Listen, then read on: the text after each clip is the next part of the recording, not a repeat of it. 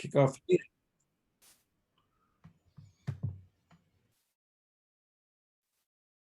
Welcome, fellow Toastmasters and guests. This meeting of online presenters has now begun.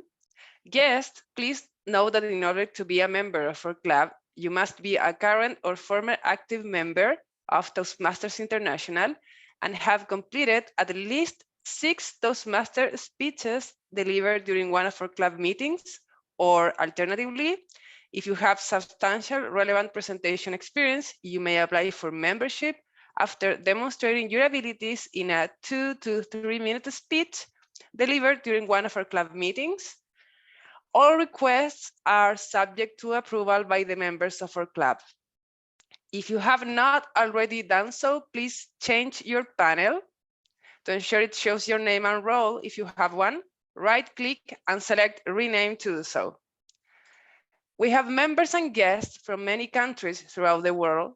Thus, as a professional organization, we ask that you please be aware of language or word usage that may be considered offensive or otherwise insensitive due to cultural differences. Please note that we will be recording this meeting. Your video or audio contribution may be used for club marketing purposes. Also, please mute your microphone when you're not speaking. Please welcome our club president, DTM, Andrew Byrne.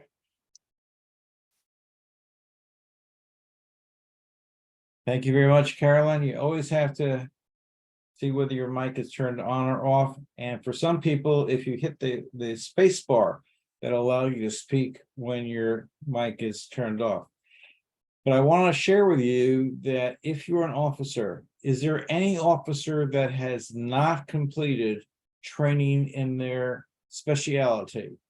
If there is any, be aware that the club officer trainings will be over at the end of February, and we request that all of you finish those programs so that the club can get credit for those activities. So that's one thing. The second thing is that we want to encourage you, there's like 130 something days left to the year. And we want you to all be aware of that. I'll take it 129 days left to the entire end of year. So if you have your desire to get a DTM or Triple Crown or any other activity, please go at it full force and with laser focus, because the time is going away very, very quickly. 129 days left. I just want you to be all aware of that. And the last thing is, in many districts, or those of you that are multiple clubs and some of them in districts, know that the time is just about past for higher leadership office. But for our club, the president has to change from year to year. Everybody else can stay there if they really wanted to. But let us know if you have an interest in moving up and getting another notch on your gun there, so to speak. We would welcome all of you, but we recommend you take the training. Take it before you take the office, take it while you're in the office, and take it after you're in the office. And that way you really can learn a lot. And you can also learn from people that have had it before. So let us know. And if you have an interest in becoming an officer, let us know about that too. Carolyn said that she was an officer in everything except, I didn't hear president. But maybe that's an opportunity she would like to have for next year. I don't know. But let us know and we'll move on forward. At this point, I want to turn over the program management to Toastmaster Carl Walsh. Wow, what an enthusiastic introduction there. Thank you. Well, our theme today is living in the future. And so my vision is that we could maybe jetpack into the future, and rather than upgrade our technology and create new technology other than green technology, that would be nice for the survival of our species.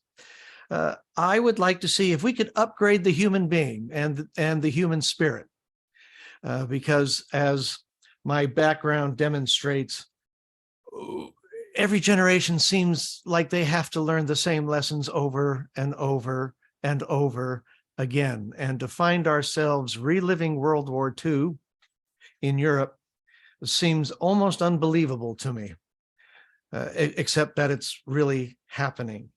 And that's my vision for the future. I think we're going to do fine on all the nifty things like jetpacks. We'll figure that out because, well, let's face it, money's involved. And where there's money, humans will always go. But I think we need to go a little deeper than that. And I know that's probably been the hope of most generations. I would love to see that we make it happen. I am of the baby boomer generation where the hippies preached love and peace. And boy, what a bad job we've done on that. So let's see if we can get it better in the future. Don't forget, the word of the day is jetpack. And right now, we're going to have, we don't have a tip of the day, do we? Nope, no tip of the day today, right? So let's go then right to our functionaries. First of all, we have our awe counter. Joni, are you there? Yes, you're there. Of course you are. Can you explain your role to us, please?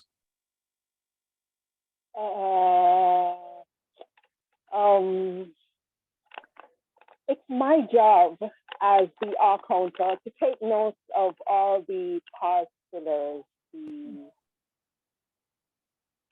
overused pauses, as well as arms, ers, and repeated phrases.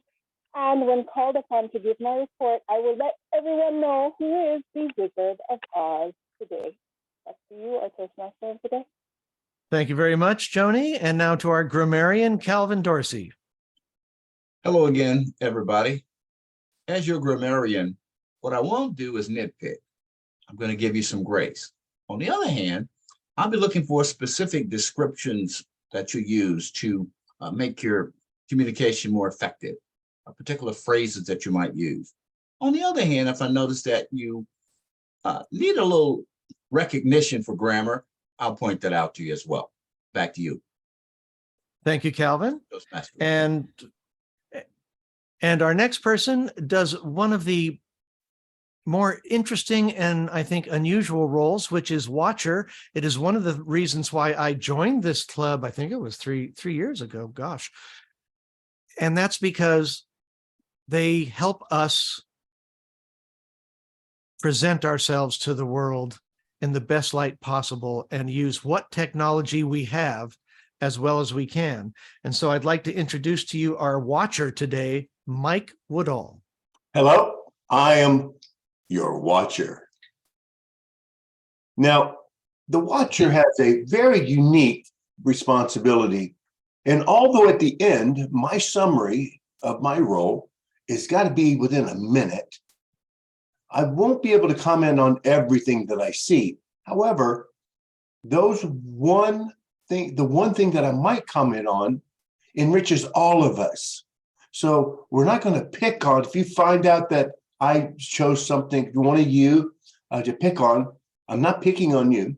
That lesson that we are learning together, actually all of us are risen up because of what we find. The watcher role is, this is the first time I've done it. And I'm like Carl, I think it's a vital role in this because the tips that I got here from the watcher, I've been able to improve mine. So thank you, Mr. Toastmaster. Thank you, Mike. Mike, do you have a brother named Tony by any chance? Not that I would claim. Okay. Well, I don't blame you on that. That's fine. Okay. No, I don't think so, but my dad did get around. No. Okay. And finally, well, not finally, we have our chat monitor, Carolina Ramirez, and I'll just tell you now, I'll warn you, she's really strict. She's going to be watching. Be careful. Hello, fellow Toastmasters. I will be monitoring the chat, answering the questions if you have one, and At the end of the meeting, I will give you the highlights of the chat. Back to you, Carol. Okay, and then our vote counter today is also Yes. Carolina Ramirez. So And- watch it. So once again, watch what you're doing. She's counting the ballots. Also, I will give you a link, and I'll put the link on the chat, and you could vote for your favorite table topics speaker. Okay. Back to you, Carol, Very, again. very good. Thank you. So our first speaker today is David Carr. Now, David informs me that he was in such a hurry, he couldn't come up with a proper introduction. So I'm going to do one for him.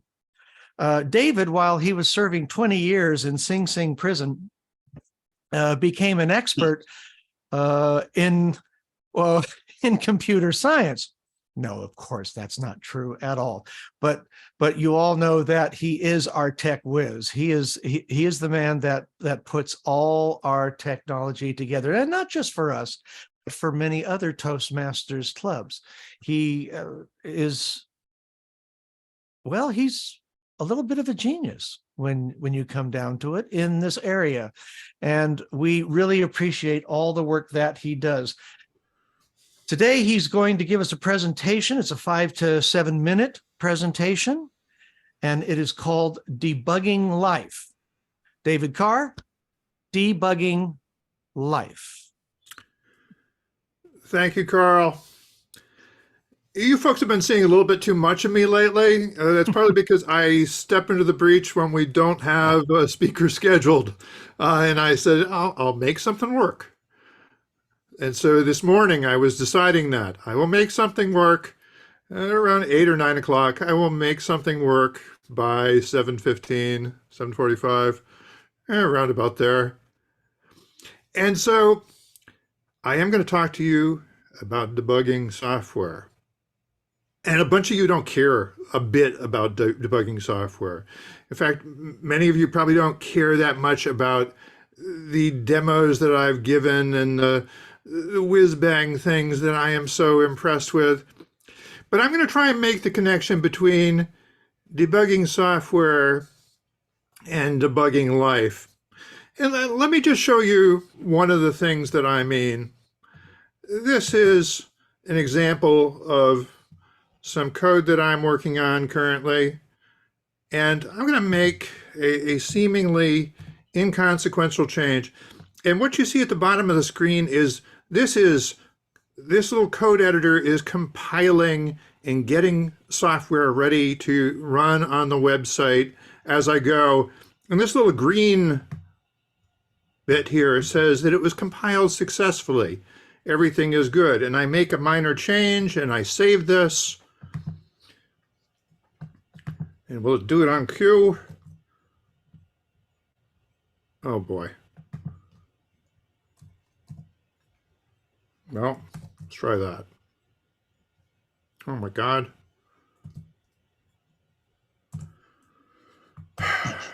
Can't get software to blow up when I want it to. What is going on here?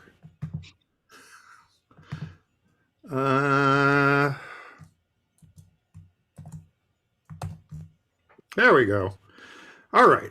So now I've got an ugly error message at the bottom of the screen. And if I study that long enough, it will say that there is a mistake. There is bad punctuation on line 28 of a specific file. And it often occurs to me that I do like software better than I like people in a lot of ways.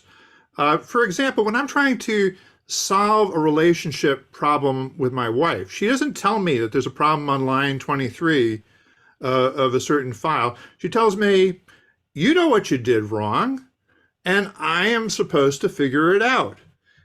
And it is a never-ending puzzle. What is going wrong in life? And a lot of what I go through in software is actually solving the wrong problem again and again until I start to solve the right problem. And what's even scarier than something like that blowing up is when it seems to be working. Like here's an a new version of the website tool that I'm working on that will include a version of the evaluation form. When I click here, I can go from view to view until I get to this one, and then everything blows up. And if I look carefully, again, I should see something explaining what's going wrong, except that it's not all that specific. It's telling me to look off someplace else to figure out what my issue is. Well, a lot of what I go through is debugging the wrong problem, trying to solve the wrong problem. I think the issue is here and really it's over there. And it is the same thing in relationships. It is the same thing in business. The same thing, only different. But when we talk about software and technology in relation to business, often people try and change the software when what they need to change is the organization, when they need to change the business problem. I used to cover collaboration software, things like Slack and project management tools that allow teams to work together. I covered them as a journalist. But the problem with collaboration software is software does not collaborate. Humans collaborate, and they can do that well or poorly. And one of the dimensions in which they may do it well or poorly is how they use the software. I looked up the phrase, how to solve the wrong problem. The issues with solving the wrong problem the other day. And I came up with a gentleman on YouTube talking about performance management systems. And by systems, again, this means software in a lot of organizations. So the performance management system is where the employees provide feedback to the manager. They evaluate themselves. They think about what they need to do better. And that's supposed to give the manager a framework for evaluating that employee. And the speaker was talking about a CEO who came to him and said, my performance management system sucks, meaning the piece of software. But as they talked about it and about what the CEO's goals were for the organization, he realized, well, my goal is to make the organization more productive and to close more sales. And this piece of software's purpose is really to make the HR team's life easier. Mm-hmm. It's to streamline that process of gathering the data, gathering the information, and handing it off to a team of people who are supposed to make performance judgments about that employee. But our problem is not necessarily with the piece of software, it's about how we're organizing our company.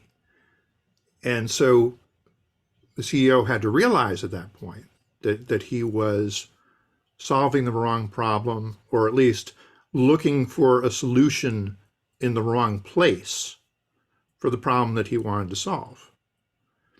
And we have this issue throughout our lives. You can debug all sorts of things. Debugging is just the process of looking at why something is not working and trying to identify the specific reason why it's not working and find a change that you can make that will cause it to work better. And so when the toilet tank is running, that is a debugging problem. You can go to Home Depot and buy the kit and replace the ball valve in there. But if that's not the part that is defective, then you haven't solved your problem. And so iteratively working through what might be the problem, having a theory, finding ways of testing it. This is something that we go through all the time in our lives, our relationships, our business, our plumbing, and certainly in our software code. I was talking before the meeting started with somebody about the movie 2001: A Space Odyssey. And if you go back to some of the sequels that Arthur Clarke wrote later, it turns out that that was a debugging problem too. It was a coding problem. Hal was being given contradictory information, and he figured it out the best way he could, which was to throw the astronauts overboard. Details, Mr. Toastmaster.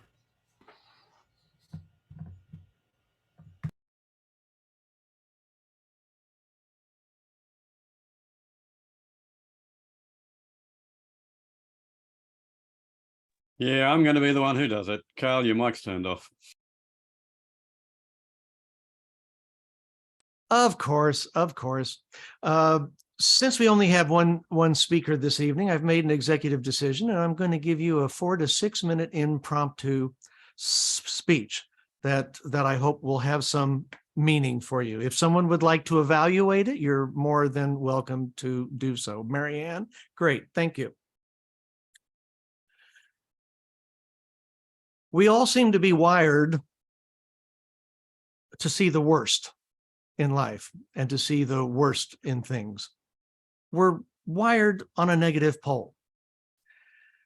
Well, let me give you a story where I went through that process and figured it out finally at the end. I was auditioning at the Amundsen Theater, which is the main big theater here in Los Angeles in my actor days. And I was there to see one of the greatest directors of the day. And as I walked into that audition room, the walls, the floor, everything was painted gray, but you had morning sunlight coming in through the high place windows. And over there on the right, with the sunlight hitting him in the backlighting him, he was actually backlit, sat Franco Zeffirelli. Now, if you don't remember him, he was the director of the very famous Romeo and Juliet film in the late 60s. Da, da, da, da, da, da. You remember that one, right? And many other films as well. He was a giant in the industry. Well, he was putting together a production of Hamlet on stage, starring Richard Gere. And I was there to interview with him. When it was my turn, I went to the small table he was sitting at, handed him my resume. First of all, he was blonde Italian. I didn't know there were blonde Italians. And I sat down and he looked at me, and then he looked at my resume, and then he looked back at me and he said, oh God, Royal Academy of Dramatic Art, what am I going to do with you? That's right. He spoke like an English aristocrat. Who knew, right? Well, of course, my confidence and my hope cratered at that very moment. And I looked at him and I said, anything you want. You see, he was known to take unknown actors and make them known. This was a big shot for me. It was the big shot for me. And he looked back at me and he said, all right, be available on Friday morning and look at the role of Osric. Osric, I know Osric. I know exactly who he was talking. Wait a minute. Osric is a small and fairly obscure role.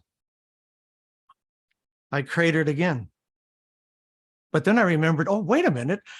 Osric can actually be a gem of a comic cameo. And his scenes are with Hamlet. And I just knew if I really did everything I could, I just might be able to steal a scene from Richard Gere. So I went home and I worked on that tiny little role for days. And I got it down and I went back on Friday and I auditioned for him while the stage manager monotonously threw Hamlet's lines at me, hard to react to. And then I wasn't great, but I was okay. And I got the role. Now, what did I learn there? I had gone through a pattern where my hopes were high and then they were dashed and then they went high again. And then I was right down to bankrupt again and finally high, and I worked on it. And by doing what I knew I could do, what I wanted to do what really was important to me. I was able to get rid of the negative and turn this into a very positive situation. Even though it was a tiny role, getting cast by Franco Zeffirelli to appear with Richard Gere was one of the great successes of my acting life, and I'll never forget it. Back to you, Mr. Toastmaster. Oh, okay, right. So there we are. Next, we're going to have our table topics. And our table topics master today, and he tells me he's got some real special things lined up, is Graham Kearns. Graham? Thank you, Mr. Toastmaster. Fellow Toastmasters, there are no guests here today, so we are all Toastmasters. We all know how table topics works. We all know that you, for example, have between 1 and 2 minutes to present your response to my questions. These are all designed so that you should be able to respond to them without any great difficulties, but which should stretch you at least a little, and I'm hoping we'll have fun. We have plenty of time, so if you think that you're not going to get a table topic today, well, your name's not Graham Kearns, because everybody else is down to get one. Just giving you fair warning. And we'll start with Andrew. Andrew, you spoke before about your career. I want you to tell us what has happened in your career that you thought of as the future. For 1 to 2 minutes, what's happened in your career that you thought of as the future? Andy Byrne. Well, my future and past and career in medicine has spanned 43 years. In that time, I've seen the development of dialysis. I worked at a center that was the second center in the United States to have dialysis. I see the changes that have taken place. And Marianne, who has had a kidney, can tell you the changes. In the beginning of dialysis, you had a forum-like atmosphere where you had the physician, you had the social worker, you had the economist, and everybody would get together in a forum similar to a coliseum of gladiators, and they would all present the patient as a impartial case of why this person should or should not get a new kidney. Oh, they beat their wife, they were domestic abusers, or they were an alcoholic, and if you give them a new kidney, they'll destroy the new one with alcohol as well. Don't give it to them. So there were interesting discussions. I was there when the school developer, Domanian, who was my cell biology teacher, developed the concepts for an MRI. I was in his lab when he developed the first MRI unit, and that was pretty fascinating. Now, to get an MRI is no big deal. They're on the 7th or 8th generation of MRIs. And I've had many MRIs over the period of time, and they work fantastically. So these things have changed as well. There'll be changes in the future in terms of technology, in terms of, I'm still waiting for the tricorder, the true tricorder from Star Trek days. But there are so many things that I've seen in my 43 years of medicine that have allowed us to progress and treat patients. I've seen so many things that are like the tricorder that we use. One of the things that we have, for example, that was only a Star Trek item was the hypospray. When I was in medical school and beyond, there was no hypospray. It was first envisioned at Star Trek. And then today we have hypospray devices that we can give you an injection without the pain of the injection with a hypospray. So there are many things I've seen in the future, and you have to think of something first before it can be invented. And that's why I like science fiction, because you have wonderful things being created in the mind that later come to be implemented. Another example of that is from Star Trek, the original one. You've hit 2:30, by the way, Andrew. You're not seeing the lights. None of us are, but Tricia has just said that you've made 2:30. in the chat. Oh, okay, I didn't see any lights. So, okay. That's thank all right. you Just very letting you know. much. All right. Thank you, Andrew. Thank you, Andrew, Sorry, for that. this is the timer. I'm having trouble. I think I would have to restart for my all right. lights to work again, unless you want me to keep going in the chat. I don't know what's We'll- going on, but it was working just fine. And all of a Yeah, sudden it well, stopped working for not me. now. So Yeah. Yeah, life's tough, then you die. We'll work something out with the lights. I've just set up a stopwatch here. So in fact, it looks like Mike is setting up lights there in the background. What a wonderful I can do the timing. I can just do it in the chat as long as everybody pays attention to the yeah, chat but if that then people works. can't see the chat because Oh, it's a bit complicated. sorry. That's all right. We'll work Darn it out. it. Sorry. Yeah, life's tough, then you die. In fact, we will be coming back to you a little later for a table topic, Tricia, so don't go too far away. Don't restart. We want to hear from you. Andrew, while he was speaking, then spoke about Marianne. Marianne, you're next up, and I want you to tell us what is your hope for the coming year. So what's your hope for the coming year, Marianne Grady?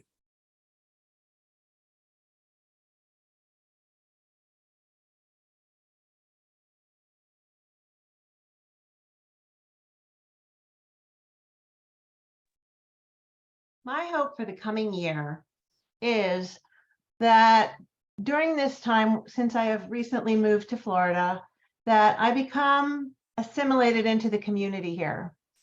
I've been looking into different volunteer opportunities and maybe some things that I would get paid for, but I'm just trying to decide to what I want to be when I grow up, really, because I want to do something that helps the community, helps me meet more people, and yet I don't want to be too tied down and committed to something. So it's really a hard thing for me to figure out. And I am hopeful that my initial endeavors, I've reached out to a few different people, will bear some fruit, and perhaps I will I looked into working with people in the prison system. I looked into working with like young people who are getting ready for the job market, which is kind of something that I've really done a lot of anyway. But I do want to just kind of explore some new things. And if anyone has any great suggestions, please put them in the chat. Back to you, Mr. Table Topics Master. Thank you, Marianne. Thank you. We will all let you know what great ideas we have for your future, but it'll be up to you to, in the end, decide what you want to do with it. Thank you, by the way, Carl, for taking on the timing. That was very useful. When I was a boy, well, more to the point, when I was a teenager, the question was always Ginger or Marianne. If you had to make a choice between Ginger or Marianne on Gilligan's Island, which would it be? And there is no choice. It's always Marianne. It's always going to be Marianne. But I have a question that has nothing to do with Ginger or Marianne, but is something along those lines. Antoinette, I want you to tell me Flintstones or Jetsons, and why? So do you choose the Flintstones and the past, or the Jetsons and the future, and why? Antoinette. Thank you for that question, Topics Master, sorry.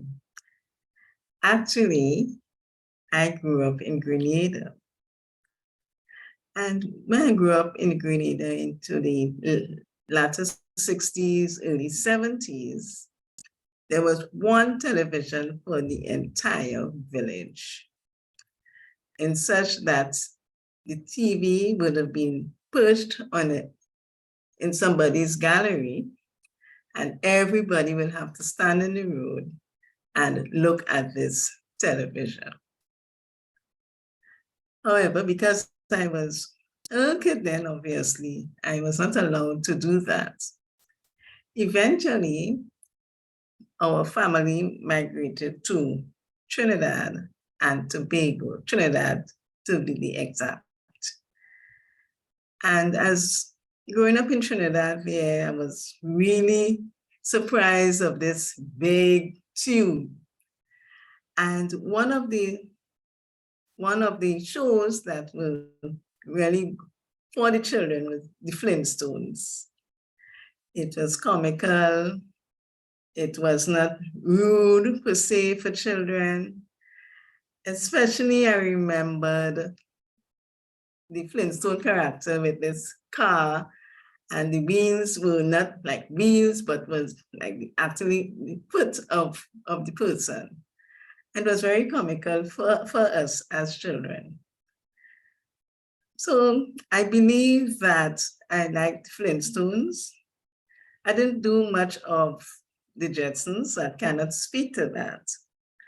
And as children, we did a lot of cartoon characters on TV. Back to you, Topics Master. Thank you, Antoinette. Thank you very much for that response.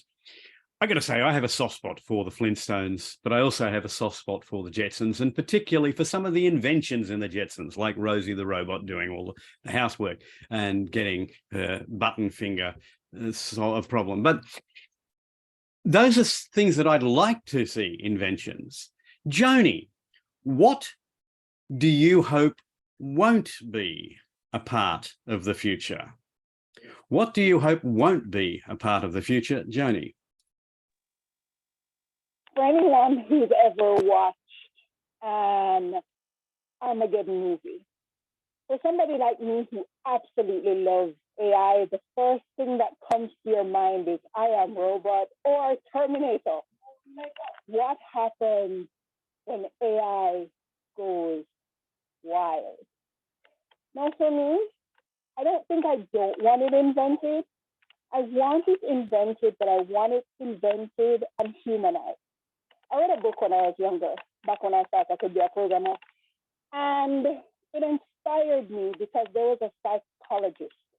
She was talking to a computer program, and they were in charge of running the entire island.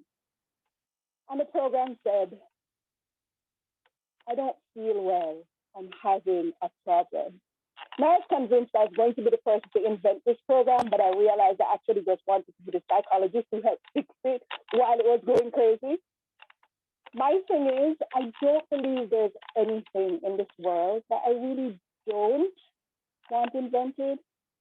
What I want is it tweaked in a way that we do have the psychological ramifications of whatever could go wrong.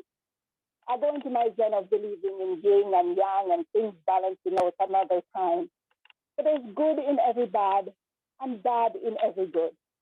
What I don't want invented is a system that cannot be fixed to make it work for everyone. Back to you, our tabletop master. Thank you, Joni. Thank you for that. So no bad inventions, just bad intentions. All right, I'm going to move on to Mike and an invention that you would like to see. So tell us about an invention that you would like to see. You're still muted, by the way. Mike, yep. Microphone. Thank you very much for reminding me to turn on my microphone, Mr. Topic Master. Now, what invention would I really like to see? I would like to see the jetpack be a common, everyday, useful vehicle like a bicycle. Everyone just has their jetpack. That would be an incredible invention that we could use today.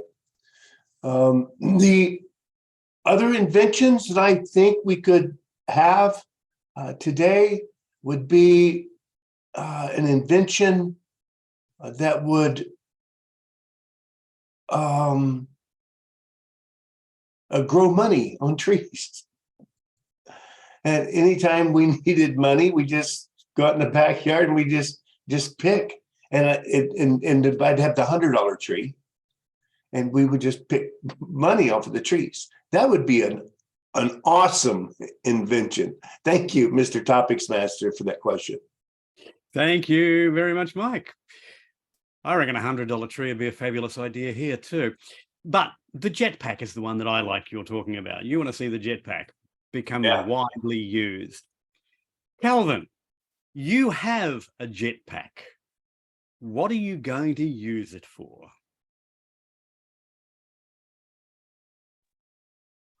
Thank you very much for that very complicated question, Graham, because as a competitor, I'm all confused right now. I will tell you this. As someone who compartmentalizes my activities, I would divide up my uses. Here's what I mean. Some days I would use it to go earn an income because I like making money. I do that to go visit my clients, see them quickly, and come back home.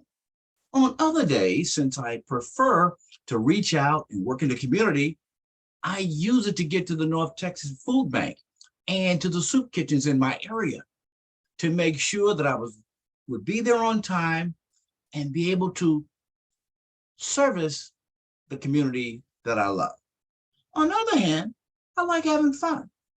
I would jet to the park, for sure. I jet to the lake, and I would have jetted to South Padre Island, which is where I was last week, with my jetpack, which would have saved me quite a bit of money. What I'm saying is, I would use that jetpack fully in an organized manner to make sure that I got the most out of my jetpack. Back to you, Grant. Thank you, Calvin. I'm reminded of a question in, I don't know, might have been Cards Against Humanity, might have been, anyway, it was a question that said, would you agree to the invention of a transporter tube if you knew that 1 out of every 1,000 people would be seriously injured or killed in every 1,000 uses, which is, of course, what we have with the motor car. So I've got a question for Carolina. What invention do you wish had not been made? So what invention do you wish had not been made because of the repercussions? Carolina.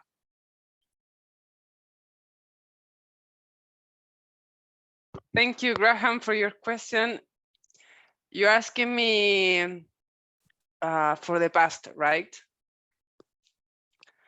Yes. I think this is a very tough question because I love the technology and I love all the inventions. However, it has been so difficult for human beings to maintain a balance between the wellness that brings a new invention and destroy the planet. And we are in a so critical situation.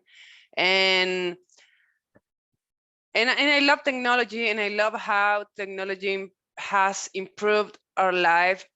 However, there are so many things that have changed our life for worse, I would say, because we don't know how to live with technology and get the best of it without destroying the planet. It seems to be like that. And I love to fly to another countries. However, we are with this problem of global warming, and probably I don't know, it's complicated, your question, because maybe, and I know, maybe drugs, pills, ecstasies, and maybe alcohol, because that don't bring us any benefit. And so many people are struggling today with drugs, with alcohol, in parties, the youth, etc. That would be my answer. Thank you, Graham. Thank you, Carolina. Tough question, answered really well. And one of the things we do with Table Topics is sometimes give tough questions, but then sometimes we give easy questions. And sometimes we give questions that are not going to have an easy answer in any way. David Carr, you spoke earlier about 2001. We know that you are a science fiction fan. I have a question for you, and it relates to our earlier Flintstones versus Jetsons. You've got a choice. Trek, Wars, B5, or Battlestar. So Star Trek, Star Wars, Babylon 5, or Battlestar Galactica. Which is the future that you see?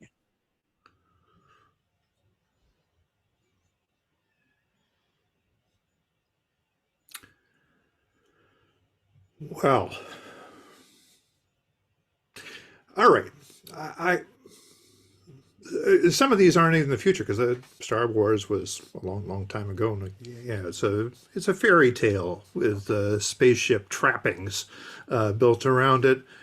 I mean, I suppose I'll go with Star Trek in the sense that life is full of endless sequels. Some of them relatively trashy. A few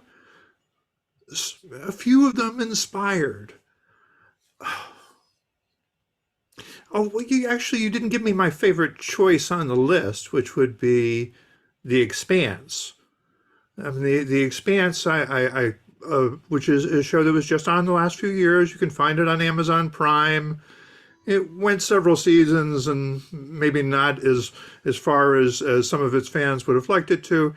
Well, now this is not necessarily an optimistic future because midway through season 3 or whatever it was, we wind up with the angry belters dropping asteroids on the Earth, causing widespread devastation. But by this point, the Earth is kind of the expendable planet as they're moving onward and upward and outward. But in terms of a future that seemed close to real to me, and where the laws of physics are somewhat respected, not entirely, but when spaceships are doing wild flips, the people inside the spaceships are uncomfortable to a greater extent than they are in perhaps some other science fiction TV shows. So most realistic, The Expanse. Star Trek used to be said to be optimistic, but these days it's just endless sequels, and life is kind of like that too.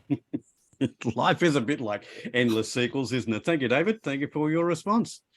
I won't go into too much detail about when Star Trek lost its optimism, but I'll just say DS9. I am a science fiction fan, as you might have guessed. I don't know whether Tricia Smith is a science fiction fan. Tricia, do you have a favorite science fiction book or movie? Or if not, what is your favorite form of reading or movies? Tricia. Hello. I guess my background's really having trouble here, so I apologize if you can't see me because you should. Science fiction. I have to say that's one of my least favorite. I like documentaries. I like nonfiction.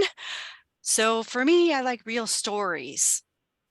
For science fiction, I'm a Star Wars fan. I like those kinds of shows.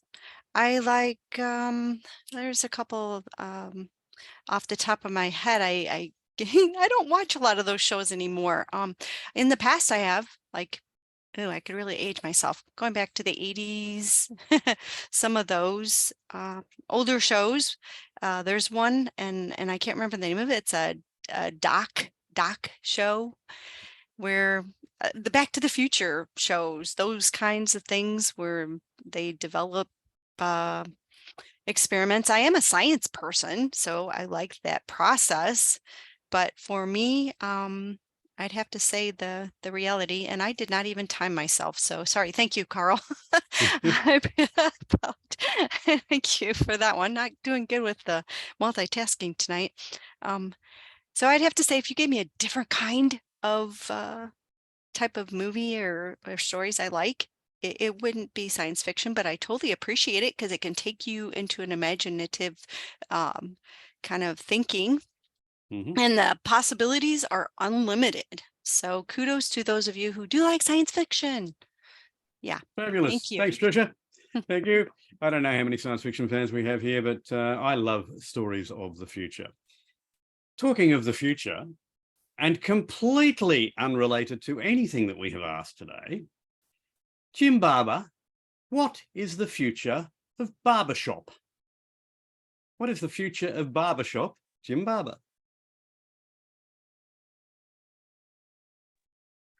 Thank you, Mr. Topics Master, my fellow Toastmasters. What is the future of the barbershop? Well, since I am the barbershop, you're basically asking what my future is. And, oh, that is wide open, but actually there is one thing that does have a great deal of relevance to our discussion this evening. And that is my bucket list. Now, I don't like the idea of bucket lists, but I'll admit I do have one thing that I would like to do while I'm still on this planet. I would like to write a science fiction novel, but I want to do this right. And so I haven't put down a single word yet, but I've got it developed right here. That's how I like to go to sleep at night, is I'll just think of a particular scene in the novel and I will work through the dialogue or I'll work through the plot or whatever. I've got it all worked out. I've got the cast of characters. I've got the plot. I know what's going to happen, when it's going to happen. I've got it all worked out. All I have to do is sit down, free up the time and sit down to my keyboard and type it out. But in the meantime, I am having a world of fun developing my science fiction novel in my head, and I hope that maybe sometime I'm actually going to be able to produce it. But if I don't get around to writing it, at least I've had the fun of developing it. And that is the future of the barbershop. Mr. Topics Master. Thank you, Jim. Thank you for that. I'm sorry, that was probably a terrible question, but I had to ask it anyway. Andre, on a personal note, what do you hope for your children? What do you hope the future brings for your children? Thank you, Graham. Now I understand why you asked me this question in the chat. How old are your children, Andre? I don't know if Graham did the same thing to all of us in the club, just find out a bit info, but for me, he did. And what I hope the future will bring for my children. Of course, as a father, I would hope for them to live in a peaceful, prosperous society where their values as being able to express themselves, being able to work and enjoy life will be respected. At the same time, to me personally as a dad, one of the most important things I want them to remember me. I want them to cherish that memory of the past generations that brought them to life. And what I found is becoming increasingly difficult for the young generation to keep the track of their tribe, to keep engaged with people who made them happen, who gave them life, to their grandparents, to the grandparents of their grandparents. Even there's so many genealogical trees around, and there's so many specialists involved where you can pay money for those people and they will produce nicely and neatly done piece of artwork. At the same time, bringing that connection to my children. So through the people that I know personally, I find that it's becoming vague, it's perishing, thinking about technology and internet and all that entertainment. Those human connections, touching, feeling, smelling, and giving hugs, not on the internet, not through technology, face to face. Back to you, Graham. Thank you, Andre. And I think that's something that we all wish, not only for your children, but but for all children. You mentioned doing family trees. I have to tell you, we did a family tree in our family and went back as far as my great-great-great-grandmother or whatever it was. And she had a really big week. She turned 16, she gave birth, and she got married. But we're not sure in which order those three events happened. The only thing that we do know is that the father of the child that she gave birth to and whom she married, the father of the child she gave birth to and the man that she married were definitely not the same person. He, in fact, chose her because she was fecund. She was obviously going to be capable of being a mother and therefore starting a new generation. And yeah, he was a convict who was given ticket of leave, all sorts of Australian stories here. But I love genealogy, and I hope that you have fun with your children looking back into your past. One person left, one person hasn't got a question. Carl, you know it's going to be you. The statement goes, if you always do what you've always done, then you'll always get what you've always got. What would you change so that you get something that hasn't been got before? Carl. That's a tough one. What would you change so that you wouldn't get what you've already got? I think somebody put into the chat that the best way to determine the future is to look to the past. And I think one of the reasons that we get what we've already got is because we don't see how we got to where we got. If you follow me there, and realize that we do, in fact, as I said earlier, keep making the same mistakes over and over and over again. It would be wonderful if the internet realized its potential as an educational tool and not a tool for hate and verbal violence. That would be nice. That might help so that people could understand it. It would be nice if governments did not choose to sanitize their history and told it as it was. That would be nice, but of course, history is always owned by the victors. So those are things that I would love to see. Again, as I said earlier, we're going to have to evolve in order to get there because we're not there yet, clearly. But wouldn't it be wonderful if some country, some organization, some world global body could head us in that direction and not claim it as power or control, but just laying it out there to educate and make the world better for everybody else. Back to you, Mr. Cairns. Thank you, Mr. Toastmaster, and thank you, Carl. I'll actually hand it back to you in just a moment. My suggestion is, because there were some difficulties with the timing tonight, that we ignore the timing and we make everybody eligible for the best table topic of the night. I have just put into the chat who each of the table topics participants were and what their subject was. Please choose and send your vote to the link which the vote master will no doubt put into the chat very shortly. And I now hand back to you, Mr. Toastmaster.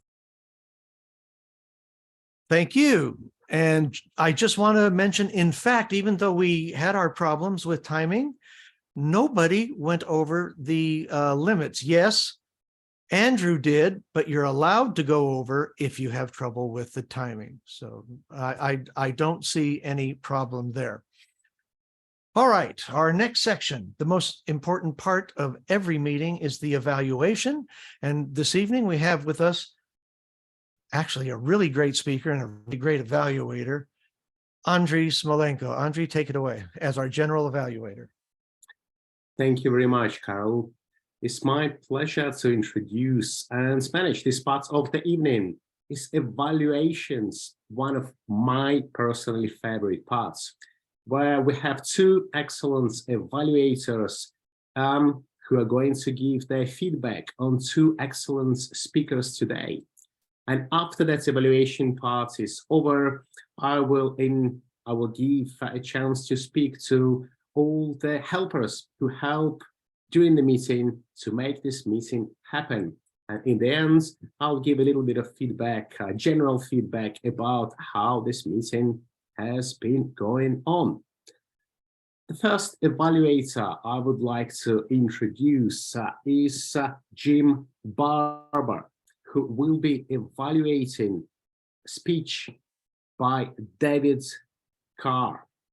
Jim Barber, evaluating speech by David Carr, please.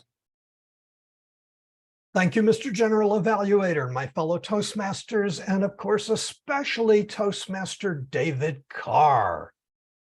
Debugging Life. What a great title. It really drew us in, and you didn't stop there. This was an impressive presentation by frankly, an impressive Toastmaster. Carl described you as a software genius. I'm not going to comment on that, but I'm certainly not going to disagree with that. I think everybody here is in awe of what you have accomplished with our website and the general WordPress for Toastmasters project that is just doing so much. But that has nothing to do really with your presentation tonight per se. Also, I think everyone here, because we're all members of online presenters, recognize, David, that you are an accomplished technical presenter. When it comes to explaining something technically, to giving a technical presentation, you are the tops. You are just outstanding. Your vocal variety, everything works. So I want to focus on something that isn't either one of those, your software genius or your general accomplishment as a technical presenter, but your sense of humor. This is something that we don't always hear, but when it comes through, oh my gosh, you are just so funny. You opened with, I like software better than people in a lot of ways. And you didn't throw that out like it was a funny line and waited for the applause. You just kept right on going, but that was so good. And that set the tone for your entire presentation. And you kept it up after that. I didn't write the others down, but it was just so well done throughout the entire thing. I have one suggestion for you, and it's just a small one, and it has, again, it doesn't take away from my impressiveness because this was an extemporaneous presentation. You obviously weren't really prepared wanting to step in and do it, but we needed a speaker, so you said, I will speak. And kudos to you, kudos to Carl for doing that. But since you're doing it, I have one suggestion, something for you to look out for. When you're talking, you tend to do this a fair amount. I'm trying to do this here properly. You get your hands too close to the camera, and so that your fingers become large and your gestures are not really with purpose. You're simply just talking like this, which would be okay if they were further back, or it could be okay if they were up close and they had a purpose. You were actually doing something with them. But just simply moving your fingers around up close like that was more of a distraction than it served a purpose. But that is a tiny little presentation, a tiny little comment on your presentation. This was an impressive presentation. I have one last thing to say. Jetpack, Mr. General Evaluator. Thank you very much, Mr. Jim Barber. One thing to say, Jetpack, quite a memorable thing. And that next evaluator for one of the greatest speakers in our club is Marianne Grady. Marianne Grady will be giving evaluation to the speech by Carl Walsh. Marianne Grady, please take it away. Well, thank you so much, Mr. General Evaluator, and good evening, fellow Toastmasters, and especially Carl. Carl jetpacked us into the future with the lesson he learned in his past, and he did it impromptu, no less. So well done, Carl, and we really appreciate you stepping in. Some of the strengths that I noticed in your talk tonight were your descriptions. You said like gray walls, morning light streaming in, the person was backlit. It really helped us visualize the room. And when you're storytelling, that's a really important thing to do. So well done. You helped us when you said you were taking your audition with Franco Zeffirelli, the blonde Italian, and that you didn't even know that they were blonde Italians. And I thought that was a little funny, not hysterical, but funny. And I believe the blonde Italians are from Sicily, if I understand correctly. Now, you also used vocal variety very well. You used the accent when you spoke, you went back to your own voice, and that really helps us engage further into your story. He said, "What am I going to do with you? Anything you want." And I like that as well. Another strength I'd like to note is that your vocabulary, and I like to call it phraseology. You said, "Your hope cratered, the big shot, steal a scene from Richard Gere, monotonously threw lines at you, and bankrupt again." These were all really fun phrases, and it just makes your speech a pleasure to listen to. I was a big fan of your lesson that you gave, because I'm all about helping people look at things with a more positive view. And so I thought that was terrific. My only suggestion would be to maybe give a tip or two on how to be more positive. You talked about how you took a more positive view, and sometimes people just don't know how to get there. So if you could give a couple tips, I think that'd be great. But well done, and thank you for stepping in tonight, Carl. Back to you, General Evaluator. Thank you very much, Marianne. What insightful evaluation. And just to remind you that we can vote for our best evaluator, since we have more than one. And Madam Timer, Tricia, can you tell us, please, if all evaluators qualified for voting? Yes, they did. Jim Barber, 3 minutes, 15 seconds, and Marianne, 2 minutes, 18 seconds. Brilliant.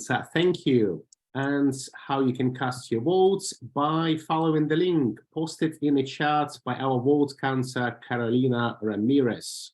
Please click on the link and pick your favorite evaluator. And we moving on to another exciting part of the meeting, where everyone who helped to run this meeting nicely and smoothly will have, I would suggest, 1 minute. Let's make it nice and to the point summary of your report, please. We start with our counter, Johnny Reen Laidlaw. What's your report, Johnny? Thank you, our General Evaluator. Since we're talking about jetpacking into the future, let me just pick up that Toastmasters has an AI program that makes my role covered there as well, and you can follow up after the fact. It is evident that this is an advanced curve, and I had a really hard time. So I was believing that Toastmaster David decided that he was going to help me out. So he threw me a favor and gave me an oh boy and a number of pauses. So at least I have someone to crown the Wizard of Oz today. I'm not sure if it was deliberate or not, but thank you, David Carr. Back to you, our General Evaluator. Thank you very much, Johnny. And next, I'm going to call a grammarian, Calvin Dorsey. 1 minute, please. Thank you, Andre. As your grammarian, I heard 9 phrases or words which enhance the speaker's communication. First, Andre. Peaceful, prosperous society. And secondly, he used the phrase, cherish the memory of the last generation. Andrew used the term or description, Colosseum of Gladiators. And I thought that was very impactful. Carl used the phrase, wired on a negative pole, which clarified the direction of his presentation and his remarks. And then David had 5. First of all, he used the term debugging, which, while it relates to errors in software code, it pointed out that there was an issue with the entire concept. Secondly, he talked about, he said, life is full of endless sequels. Something else that was effective for me was when he said, looking for a solution in the wrong place for a problem you want to solve. Next, Software does not collaborate, David said. Humans collaborate. And then finally, and this has been mentioned before, David said, I do like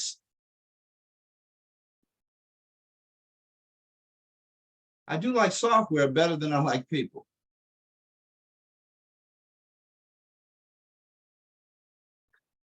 Oh, thank you very much, Calvin, for your insightful reports for the grammarian role.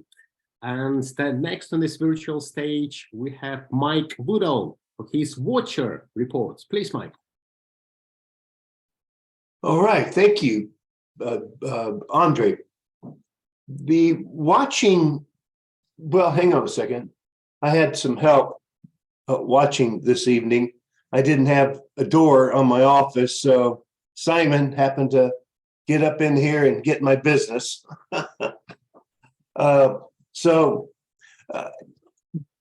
As a watcher, what I was reminded of is how we are the world's greatest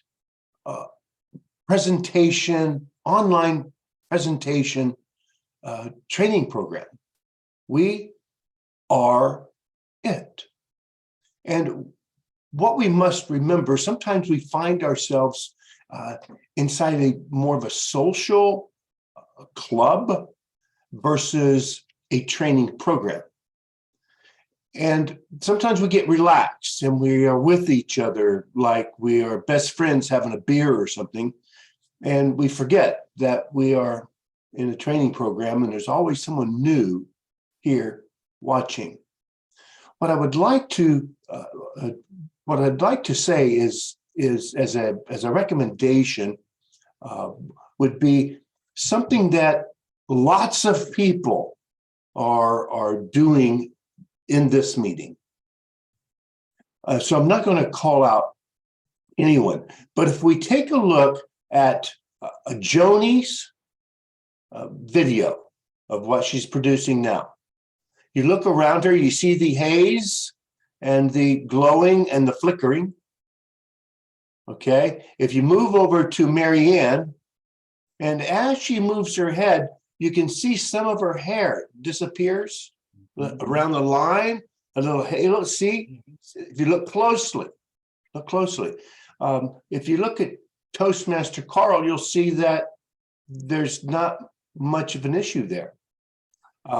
And if you look at Carolina, there's not much of an issue there. Now, it's a sort of a distraction if we are having an important meeting. Of course, this is a training program. This is a laboratory. Mm-hmm. So if we were involved in it outside this environment, we'd want to be crisp. We'd want to be right on and on time.